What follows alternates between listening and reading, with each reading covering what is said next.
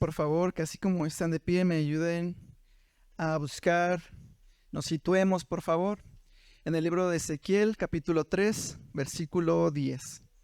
Libro de Ezequiel, capítulo 3, versículo 10. Amén.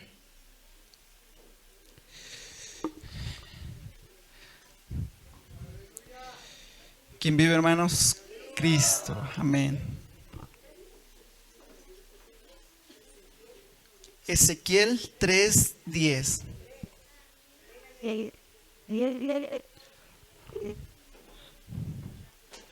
Amén. Cuando ya lo tengan, puede glorificar el nombre de Dios. Vamos a leerlo juntos.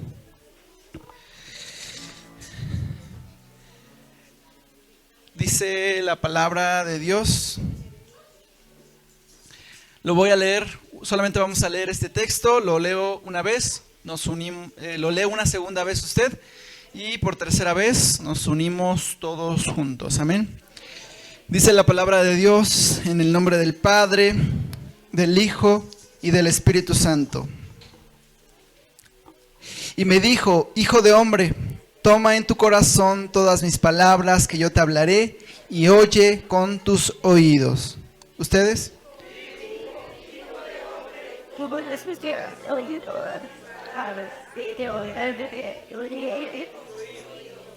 Una vez más, todos juntos. Y me dijo, hijo de hombre, toma tu corazón con todas mis palabras que yo te hablaré y oye con tus oídos. Vamos a hacer una oración todos juntos. Quiero pedirle que ore usted por mí en esta tarde. Y yo voy a estar orando por usted para que sea el Espíritu Santo, la palabra de Dios hablando en nuestras vidas y no palabrería vana, sino palabra de Dios. Amén. Oremos. Padre, Dios Todopoderoso, te damos las gracias, Señor, porque tú eres un Dios misericordioso, porque tú eres tan grande, Señor, que nuestras mentes no pueden imaginar todo, Señor, tu potencial, todo tu poder, y solo nos queda postrarnos ante tu presencia y adorarte, Señor. Te doy las gracias por este momento, Señor. Creemos que tú estás aquí rodeándonos, Señor. Creemos en tu palabra y sabemos que tú estás aquí en medio de nosotros, Señor. Te pido, Padre, que tú nos guíes en esta tarde y que tu palabra, Señor, caiga en tierra fértil, en tierra útil para ti, Señor. Que tu palabra, Señor, caiga justo donde debe caer y que tú me uses, Señor, para transmitir correctamente, Señor, el mensaje que tú quieres darnos a cada uno de nosotros. Prepara nuestras mentes, nuestros corazones y enséñanos a honrarte, Señor, a través de tu palabra. Te damos las gracias, Padre. Gracias, Señor Dios Todopoderoso.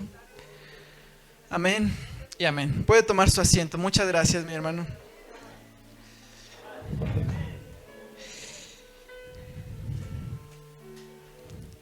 Yo quiero pedirle que en esta tarde ponga mucha atención a la palabra de hoy, porque hay muchas cosas que le van a distraer en este momento. Al ratito va a pasar el camión de la basura. Al ratito va a pasar la señora que vende pepitas. Aquí va a sonar un celular. Va a pasar incluso la mosca, va a volar a su lado.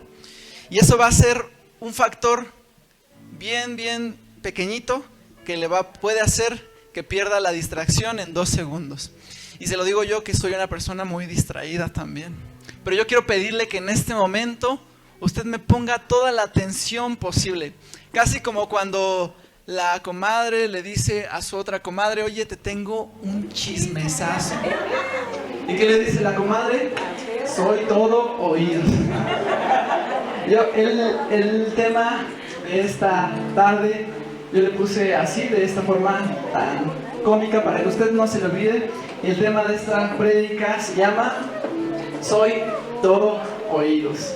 Amén. Si usted está haciendo su apunte, si usted está ahí apuntando, para que no se le olvide lo que el Señor quiere hablar hoy a su vida, el tema es Soy todo oídos. Vamos a ver si sí es cierto, porque al final va a haber preguntas. Acabamos de leer este hermoso texto que se encuentra en el libro de ¿dónde? Ezequiel 3, y se están poniendo atención. La palabra de Dios en este capítulo, en este texto, habla de la conversación que tiene el profeta Ezequiel. ¿Con quién? Con Dios. En ese momento Dios le está hablando a este hombre que fue y es hasta ese momento todavía esclavo. Él recibe su llamado, Ezequiel recibe su llamado en la década de los 30 años. Yo no sé cuántos aquí la tengan los 30 años, ya los hayan superado, pero Ezequiel tenía más o menos alrededor de 30 años cuando recibió su llamado. Él no solamente ya era una persona adulta, sino también él era esclavo. Había sido llevado como prisionero a Babilonia junto con muchos más hombres. Uno de estos hombres que a lo mejor a usted le suena y reconoce es el profeta Daniel. Daniel fue llevado a Babilonia como esclavo, y Ezequiel también era un esclavo que ya había pasado más de 20 años siendo un esclavo. Y él tenía que recibir en ese momento, alrededor de sus 30 años, su llamado para comenzar a servir a Dios en el sacerdocio. ¿Pero qué creen? Estaba siendo esclavizado, estaba atrapado. Y mientras ellos eran esclavos, pues no tenían libertad de hacer lo que quisieran. Entonces Ezequiel tampoco tenía la libertad de recibir su sacerdocio, porque era un esclavo. Era un esclavo, exactamente. Entonces él pues estaba tal vez en un momento resignado, y ya no iba a poder recibir lo que Dios le había prometido, que era su sacerdocio.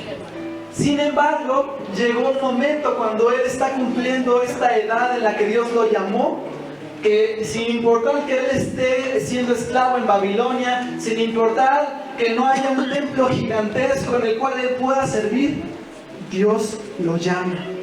Y estas son unas de las palabras con las que él comienza a hablar con Dios, que le dice: hijo de hombre, pon atención a lo que te voy a decir. Y tal cual, literalmente dice la palabra de Dios en Ezequiel 3:10, le dice: hijo de hombre, toma en tu corazón todas mis palabras que yo te hablaré y oye con tus oídos. A veces cuando escuchamos esta frase de oye con tus oídos, o el que tenga oídos para oír, oiga, parece una redundancia, es decir, que repiten una cosa dos veces. Pero en la cultura hebrea se repetía una misma cosa para darle énfasis. Es decir, cuando se le decía que Dios es santo, no se quedaba solamente en santo, sino era, ¿cuántas veces? 3 veces santo. Entonces cuando Jehová le dice a Ezequiel: oye con tus oídos, le está diciendo: pon mucha atención. Casi es como yo le acabo de decir en este momento: sé todo oídos, que nada te distraiga, que lo que está alrededor no importa, porque lo que Jehová le iba a decir a Ezequiel en ese momento era una de las palabras tan poderosas y tan fuertes que implicaba la liberación de todo el pueblo de Israel en ese momento. No le iba a decir cualquier cosa, no le iba a decir: oye, ¿qué crees que tu compañerito esclavo te tengo un chisme? No, le iba a decir una palabra poderosa que iba a ser tan fuerte que iba a poder liberar al pueblo de Israel. Pero lo más curioso es que estas palabras que Dios le iba a decir, pues el pueblo, aún estando cautivo, aún estando triste, esclavizado, el pueblo no lo iba a escuchar. Ezequiel estaba condenado a hablar al aire sin que las personas no le escucharan. Pero no por eso él dejó de hacer lo que Dios le pidió, lo que Dios le mandó, que era poner por obra sus palabras. Él le dijo: guárdalas en tu corazón. Y es bien curioso la forma en la que Dios le habla a sus profetas. A mí me parece bien interesante, porque el profeta Isaías, el profeta Jeremías, el profeta Ezequiel fueron todos llamados de una forma bien específica, y sobre todo todos ellos en algún momento dudaron si realmente Dios los iba a usar. Y esos profetas son lo que ahora llamamos en esta sección los profetas mayores. Imagínense, si Dios no los iba a usar, claro que sí. Pero ellos en algún momento dudaron y dijeron, sí me vas a usar, Señor, a mí. Decía Isaías, yo que soy el más pecador, yo que soy pecador, me voy a morir en tu presencia. Decía Jeremías, yo que soy un niño. Y Ezequiel a lo mejor pudo decir, yo que estoy tan grande. Pero yo quiero hablarles en este momento de otro profeta que tal vez no hablamos tanto, pero que me parece una de las historias también tan hermosas de su llamado, que es el profeta Samuel. Acompáñenme por favor, situémonos en el libro del 1 de Samuel, capítulo 3, verso 10. Samuel, 1 de Samuel, capítulo 3, verso 10. Si alguien lo tiene, por favor, póngase de pie y léalo con voz fuerte. Dice la palabra de Dios, y vino Jehová y se paró y llamó como las otras veces, Samuel, Samuel. Y entonces Samuel dijo, habla porque tu siervo oye. Aleluya, qué bonito la respuesta del profeta Samuel cuando le dijo, habla que tu siervo oye. No solamente su siervo escuchaba, sino oía. Y hay una gran diferencia entre esto. Pero yo quiero hablarle un momento de quién es el profeta Samuel. Tal vez ustedes ya lo conozcan, tal vez ya lo hayan escuchado. Pero el profeta Samuel fue un hombre, el que ungió a los dos primeros reyes de Israel. El primero fue Saúl y el segundo David, así es. Pero la historia es muy cortita en cuanto a por qué es Samuel este profeta.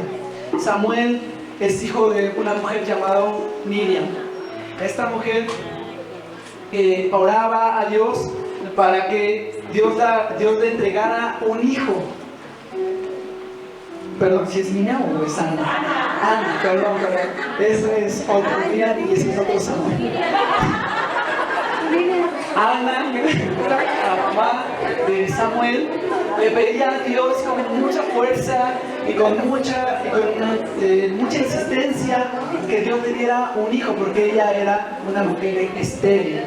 Y en aquel momento las mujeres que eran estériles, básicamente en la sociedad las rechazaba, las hacía como si no valieran nada.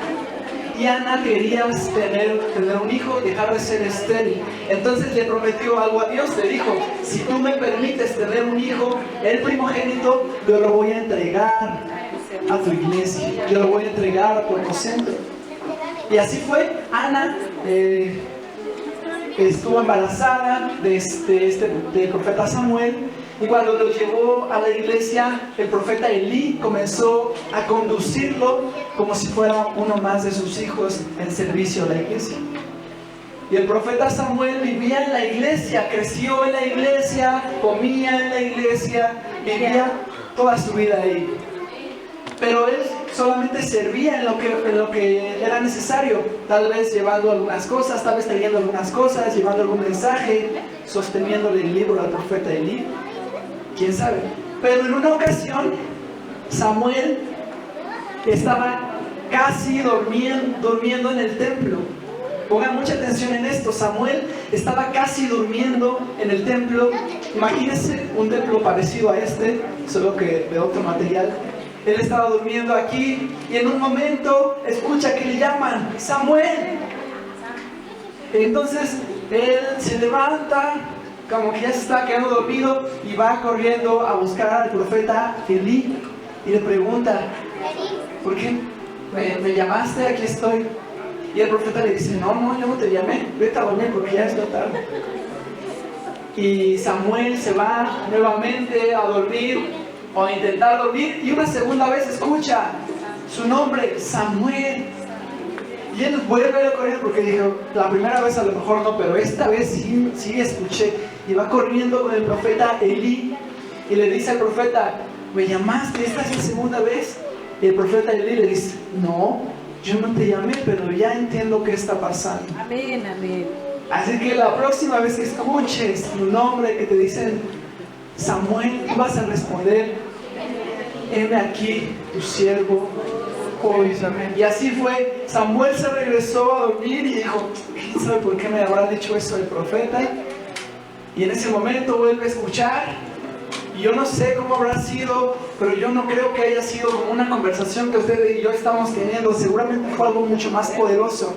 Y cuando escucha y le dice, Samuel, Samuel. Y el profeta Samuel, que en ese momento todavía era muy joven, le dice, ven aquí, tu siervo oye, habla porque tu siervo oye. Qué bonito el compromiso que por primera vez está teniendo una conexión directa el profeta con Dios. Y su primera palabra es, habla porque tu siervo está escuchando. Habla porque tu siervo está preparado para lo que sea que tú lo vayas a poner a hacer. Y no fue cualquier cosa. En ese momento o al otro día no fue que comenzó a trabajar con el Señor directamente. Ahí fue cuando el Señor lo llamó y le prometió que lo iba a usar de grande manera. Para no hacerle la historia larga, los hijos de Elí eran los que tenían que ser los profetas después de Elí. Sin embargo, no fue así. Ellos cayeron en el pecado y murieron por su pecado. Y fue ungido Samuel como el profeta de Israel. Se cumplió lo que Dios estaba hablando en ese momento. Se cumplió el propósito que Dios estaba poniendo sobre él. Se despertó cuando tenía que despertar y comenzó a ser usado. Escuchó claramente la voz de Dios y puso atención en ella. Porque si él hubiera estado en el celular, en TikTok, o viendo Facebook, a veces escucha que le hablan y ni oye. Porque hasta a quien no le ha pasado que uno está en el celular y le hablan y ni en cuenta.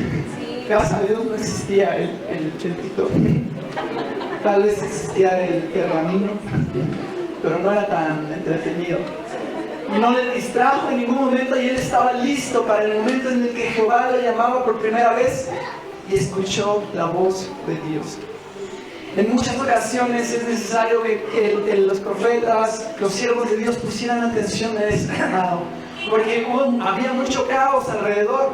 Para ponérselos de alguna forma, cuando fue llamado el profeta Isaías, estaba a punto de darse algo que podía llamarse un golpe de estado.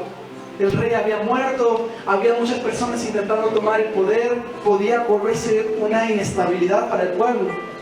El profeta Ezequiel estaba en cautiverio. Había muchas cosas alrededor que podían distraer a los profetas. Sin embargo, era necesario que estuvieran poniendo atención. Yo quiero pedirles que me acompañen al libro del Evangelio de San Mateo, capítulo 4. Este es un momento importantísimo en la vida del Señor Jesucristo. San Mateo, capítulo 4. Alguien que tenga voz fuerte, ayúdame leyendo. Es el momento en el que el Señor Jesús decide ayunar por 40 días, 40 noches. Amén. Si alguien puede leerlo, por favor, con voz de sargento. 4 del 1 al 3. Amén. Dice: entonces Jesús fue llevado por el Espíritu al desierto para ser tentado por el diablo, y después de haber ayunado 40 días y 40 noches tuvo hambre. Y vino a él el tentador y le dijo: si eres hijo de Dios, di que estas piedras se conviertan en pan. Amén, muchas gracias. Esta es una historia más muy conocida, que es cuando Satanás intenta tentar al Señor Jesucristo en medio de su ayuno o al finalizar su ayuno. El Señor Jesucristo decide que antes de comenzar su ministerio era necesario que se fuera a un desierto, lejos, a ayunar y a orar, porque lo que estaba a punto de venir no era cualquier cosa. Era una situación muy importante y él decide alejarse. ¿A dónde se va? Al desierto. En ese lugar, ¿qué es lo que hay? ¿Qué hay en un desierto? No hay nada prácticamente. Pues a lo mucho una planta que aguante sin agua, como un cactus, no sé, un animal tal vez. Pero por lo general los desiertos, y sobre todo los desiertos del oriente, que es donde estaba Jesucristo, eran desiertos que no había absolutamente nada. A lo mejor que se podía ver solamente la división de la arena y el cielo. Y Jesús decide irse para allá. ¿Por qué no se fue al río Jordán? ¿Por qué no se fue al monte de los olivos? ¿Por qué no se fue al mar rojo donde se partió donde se partió el mar? ¿Por qué no fue a los lugares donde estaban llenos de poder, tal vez? Porque era necesario que nada lo distrajera de su objetivo en ese momento. Era necesario que él no perdiera la concentración, y el enemigo sabía que si él perdía la concentración, el propósito de la humanidad podía irse para abajo. Entonces, al final de su ayuno, cuando está más débil, cuando su cuerpo ya no puede más, el enemigo va y se pone frente a él y le dice: si tanta hambre tienes, tú puedes convertir esta piedra en pan. Tu cuerpo seguramente lo estaba necesitando. Su cuerpo, tal vez, sus tripas estaban comiendo las unas a las otras. Yo no sé cuánto sería estar 40 días sin comer ni un bocado. Si con 2 horas ya nos estamos molestando, ya queremos que alguien nos pague ese enojo que tenemos. Imagínense 40 días en medio del desierto, donde no hay algo donde se pueda cubrir. Yo no creo que el Señor se haya llevado una sombrilla o alguna cosa. Yo creo que estaba en el solazo. Imagínense como el calor que siente usted ahorita, pero 3 veces más y sin techo. Imagínense lo duro y lo difícil que era para el cuerpo físico, corpóreo de nuestro Señor Jesucristo tener la posibilidad de convertir una piedra en pan y no poder comérselo. Era algo duro para un hombre como él. Sentía sed, sentía hambre, y Satanás sabía lo que quería, sabía lo que había en lo profundo del corazón de nuestro Señor Jesucristo, porque era un hombre. Él quería salvar a la nación, él quería mostrar su poder, él quería que toda la gente conociera que Él es el único Dios. Y Satanás fueron las cosas con las que le quiso tentar, provocar y dejarle el camino fácil. Sin embargo, él estaba preparado y listo, porque había estado en comunión y en concentración con el Espíritu Santo. Si en algún momento usted me pregunta qué importante y qué poderoso es el ayuno, yo le voy a decir San Mateo 4. Imagínese que a usted se le presentara a Satanás frente a frente. ¿Estaríamos listos, mi hermano? Diríamos que el Señor te reprenda, el Señor lo reprenderá. Pero usted estaría listo para la tentación. Usted estaría listo para lo que estaba a punto de venir.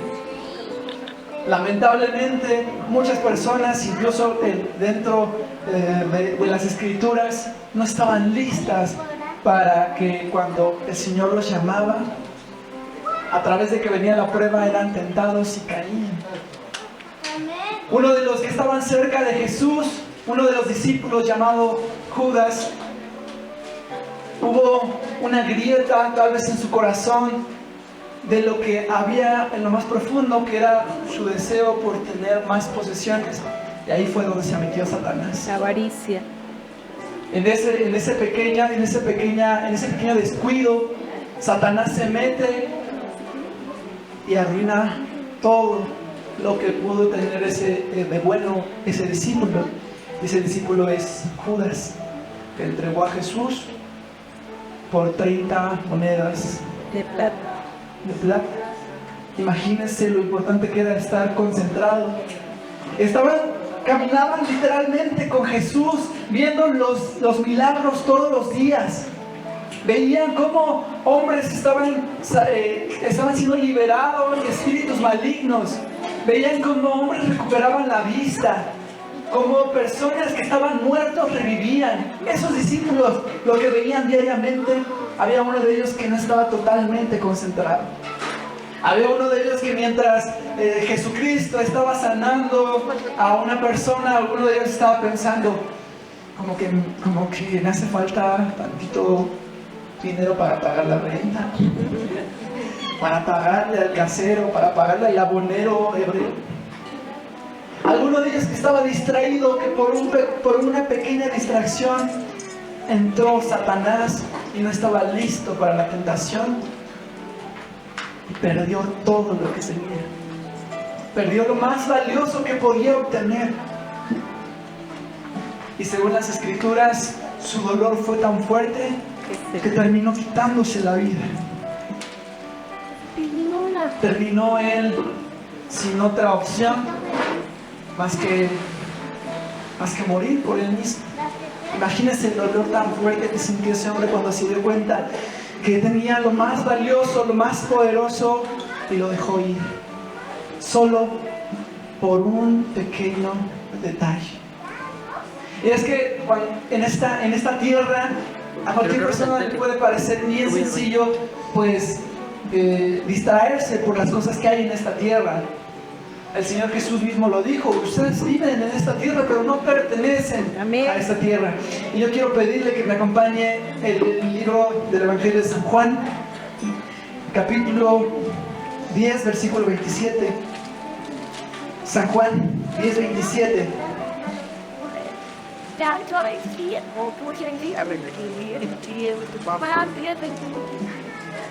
Y ves de la palabra de Dios, mis ovejas oyen mi voz, todas toman voz me dicen.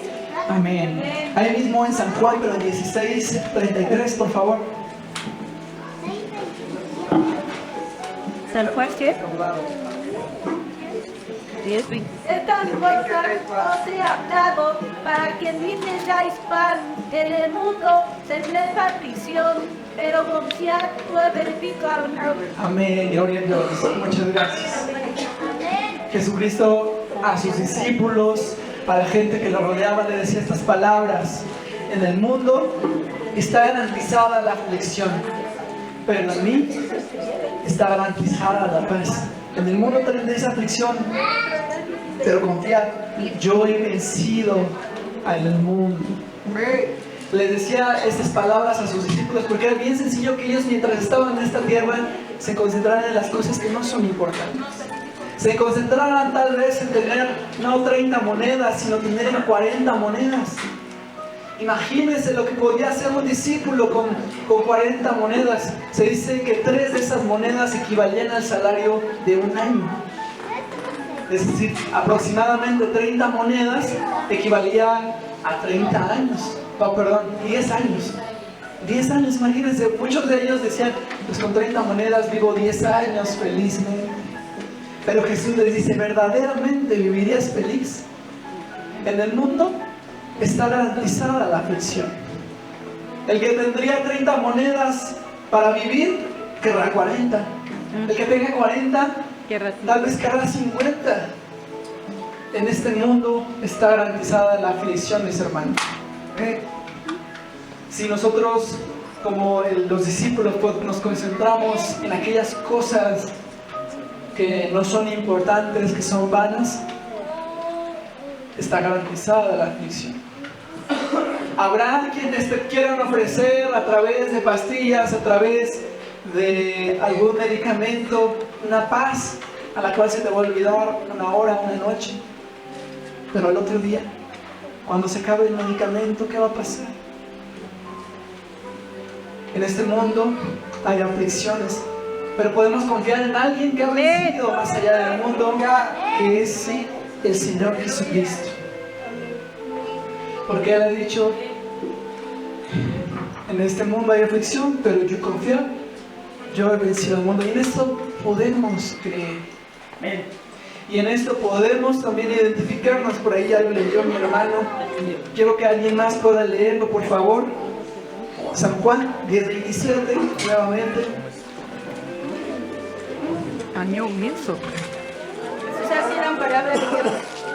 Mis ovejas oyen mi voz, y yo las conozco y me siguen. Gloria a Dios, aleluya. Qué bonito, porque estas palabras el Señor Jesucristo las dice para todas las personas que estamos dispuestas a seguirle. Aquellas que se consideran ovejas de Dios son capaces de escuchar la voz de Dios. Amén, amén. Aquellos que realmente queremos tener una conexión directa con Dios, podemos escuchar a Dios, no solamente oírlo, sino también seguirlo. Hacer caso a aquellas cosas que son importantes. Hacer caso a aquellas cosas que nos van a traer mucho bien.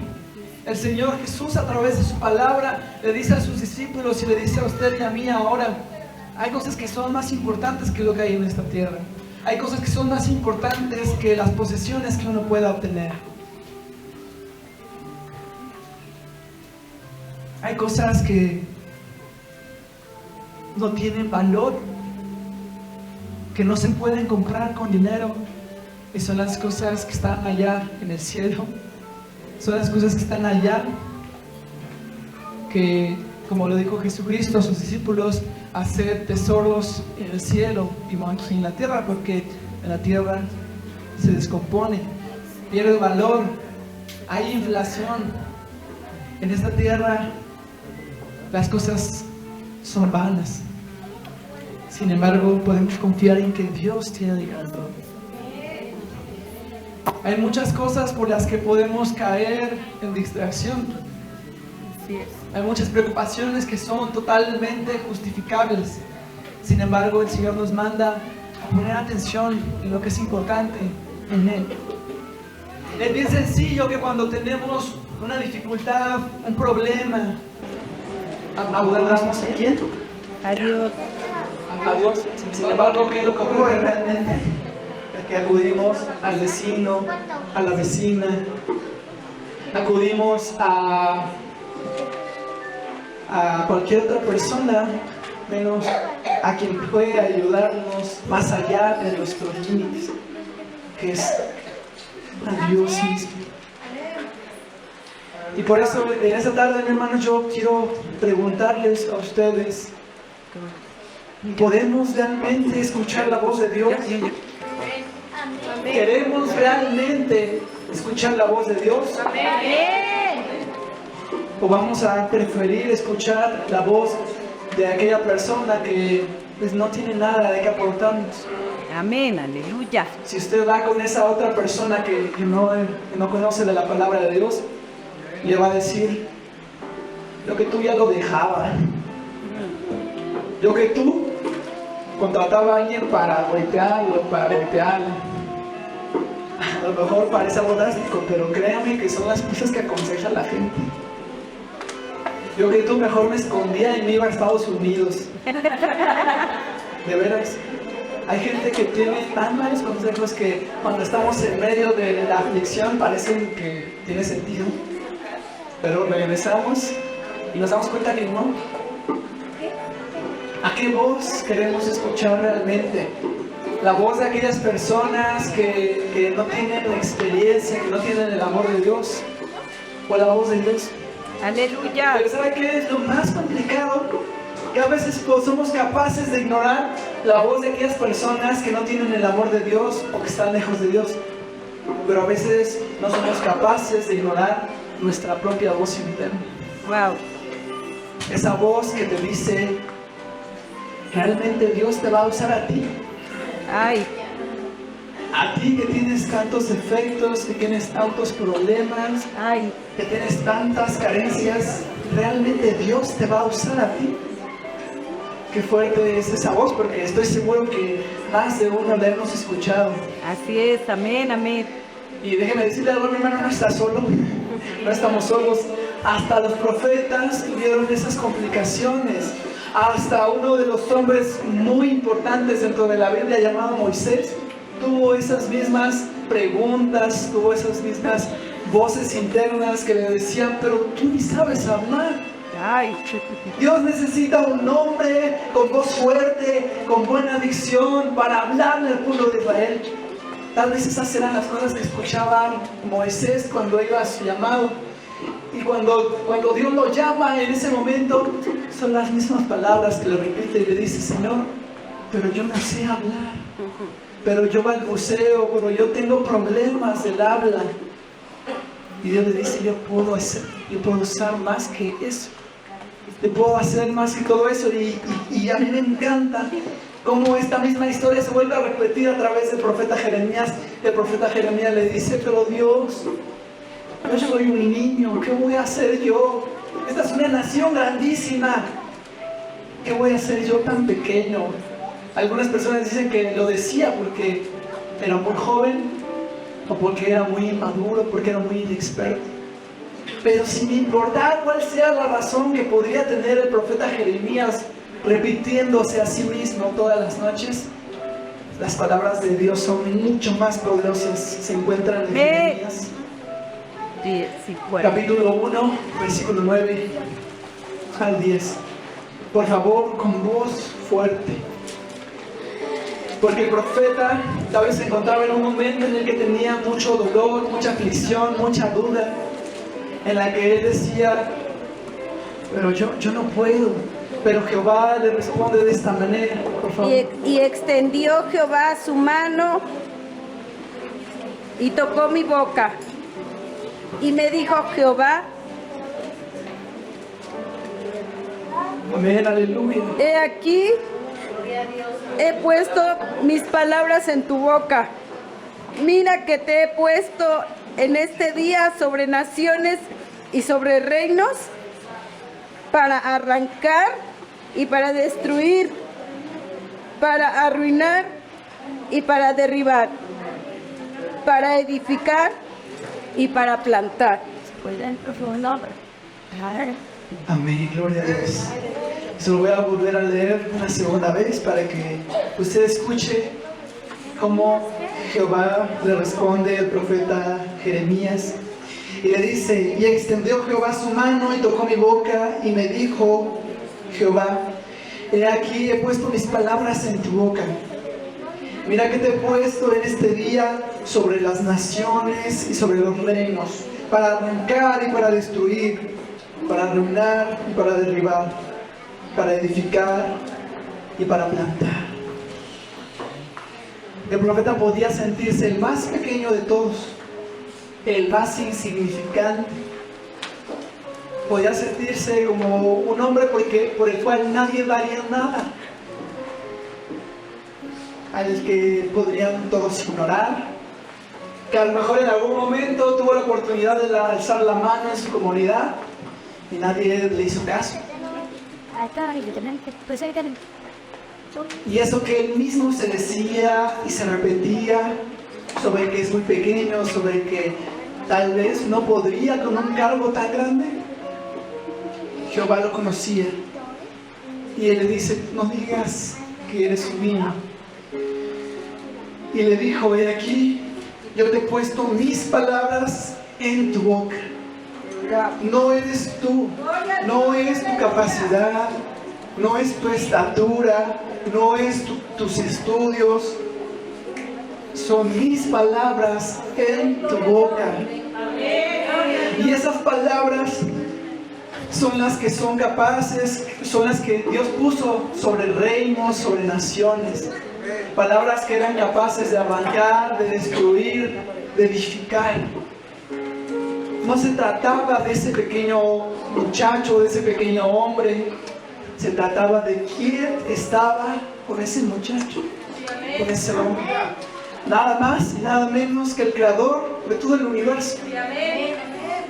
El creador de todo lo que podemos ver y lo que no podemos ver.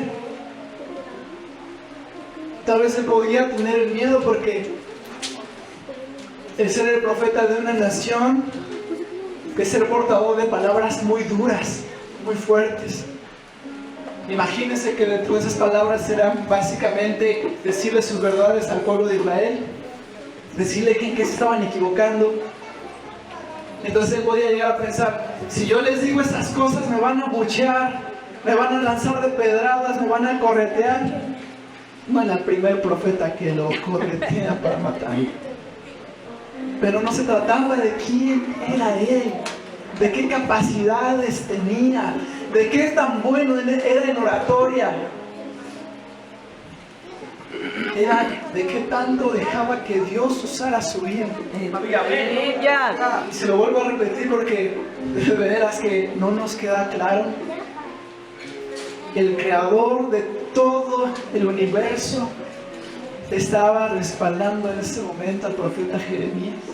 Gloria a Cristo. Y ese mismo creador de todo el universo Hoy lo puede usted respaldar de la misma manera.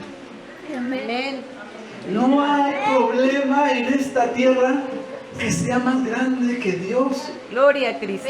No hay deuda, no hay situación familiar, no hay enfermedad que sea más grande que Dios. Se lo voy a repetir. Sí, amén, amén. No hay problema económico, familiar, de salud, de cualquier tipo que sea más grande que Dios. Amén, Dios aleluya. creó todo el universo. Sí, amén. Dios creó mucho más de lo que podemos comprender aún. Y ese mismo Dios es el que puede hablarle a usted y a mí en esta tarde. Sí, aleluya. Solo hay que estar dispuestos en nuestro corazón a Sí, escuchar, amén. a poner atención, a no dejar que nos distraigan cosas tan vanas como algo de entretenimiento, un partido de fútbol, una telenovela, un final del mundial. No hay que dejar que cosas que pueden ser tan pequeñas nos distraigan de algo tan poderoso. Sí, amén, amén. No vaya a dejar que 30 monedas le quiten toda su salvación. No tenga miedo y se dé cuenta que no hay nada más que podamos hacer que decirle: Señor, soy todo oídos. Amén, Aquí amén. está tu siervo, habla. Amén, Porque aleluya. tu siervo oye. Sí, amén. Yo no sé si Dios le haya hablado algo directamente en Amén, estos amén. últimos años, en estos últimos días. Yo no sé si Dios haya prometido algo en su corazón. Dios haya puesto alguna necesidad específica. Déjeme decirle que mientras nosotros estemos poniendo la atención en lo importante, Dios va a respaldar. Amén. ¿Y cómo lo podemos hacer? Justamente como lo hizo el Señor Jesucristo. El Señor Jesucristo se fue a ayunar, a orar, a leer su palabra y a esperar el momento en el que fuese su llamado. El profeta Samuel no llegó su llamado en el instante que le llamó Jehová. Esperó más años. El rey David no llegó su llamado cuando le ungió el profeta Samuel. Esperó. Pero mientras esperamos es importante que no dejemos que nada nos distraiga, que nada se lleve nuestra concentración, sino que estemos firmes en cualquier momento que el Señor nos pueda llamar. Así que yo quiero invitarle que en esta tarde se ponga usted de pie y vamos a hacer una breve oración. Vamos a pedirle a Dios que nos confirme todo aquello que ya ha hablado a tu corazón, todo aquello que ya hemos escuchado a través de su palabra. Y si Él prometió que iba a hacer algo en tu vida, Él lo hará. Puede que tarde, puede que no llegue en un año, en 2, 3, 10, 20, 30. Pero si el Señor prometió que haría algo, Él lo va a hacer. Yo quiero pedirle que en esta tarde cierre sus ojos y vamos a hacer una oración pidiéndole que Él nos dé paciencia, nos dé serenidad, nos sintamos en plenitud junto a Él, para que no haya nada que nos distraiga del propósito.